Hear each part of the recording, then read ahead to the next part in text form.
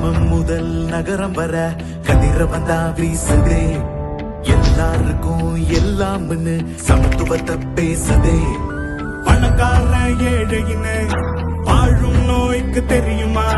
காசு இருந்தா மட்டும்தான் மருத்துவமே முடியுமா?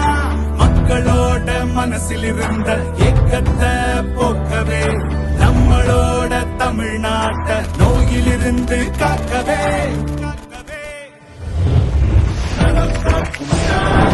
புது மருத்துவ ஏற்பாடு, நோயில்லாத நாடா மாறும் தமிழ்நாடு. நலம் காக்கும் ஸ்டாலின் புது மருத்துவ ஏற்பாடு, நோயில்லாத நாடா மாறும் தமிழ்நாடு.